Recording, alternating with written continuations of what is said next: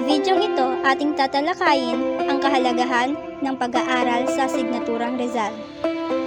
Ngunit bago yan, atin munang alamin ang Central Bicol State University of Agriculture, Philosophy, Vision, and Mission. Philosophy, Education for Sustainable Human Development. Vision, Leading Innovations, Building Resilient and Sustainable Communities.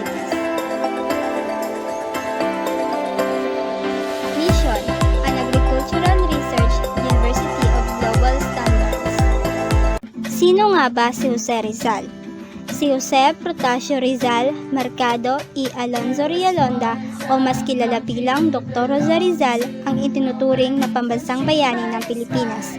Isa siya sa mga magigiting na Pilipinong nakipaglaban para sa kalayaan ng Pilipinas, hindi sa paraang dahas, kundi sa pamamagitan ng mga salita.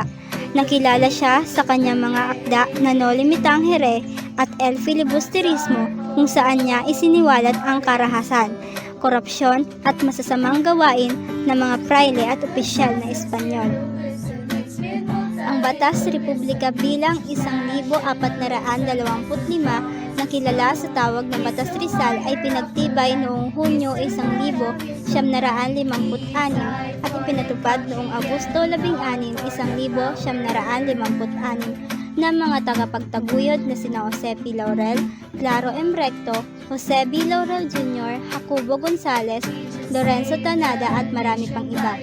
Ayon sa batas na ito, ang kursong nauukol sa buhay, mga ginawa at sinulat ni Dr. Jose Rizal, lalo na ang kanyang mga nobelang No Limitang Here at El Filibusterismo, ay sasama sa lahat ng kurikulum ng bawat paaralang pambayan at pansa.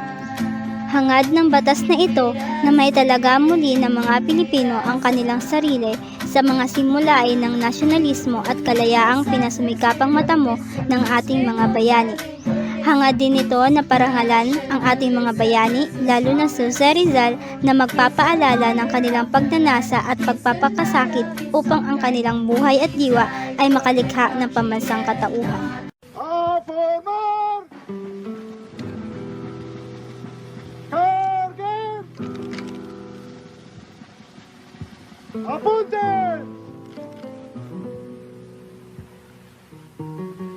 Consumatum est! Isa-isahin naman natin ang kahalagahan ng asignaturang Rizal. Una, mas makikilala natin ang lahat ng tungkol sa ating pambansang bayani na nagbuwis ng kanyang buhay para sa bayan.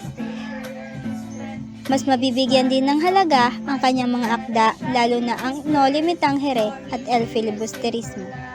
Isa din itong paraan ng pagpupugay natin di lamang kay Jose Rizal, kundi pati na rin sa iba pang bayani na nagbuwis ng kanilang buhay para sa ating bayan upang makamit ang kalayaan. Ikaw, bilang isang kabataan, paano mo nga ba mapapakita ang pagpapahalaga sa asignaturang Rizal? Maipapakita natin ito sa pamamagitan ng pagbibigay interes para aralin ang nasabing asignatura at pati na rin sa pagtanaw ng ating kasaysayan. Maaari din nating gawing inspirasyon ang buhay ng ating mga bayani o kaya naman ay ibahagi sa iba ang ating kaalaman tungkol kay Rizal at sa kasaysayan.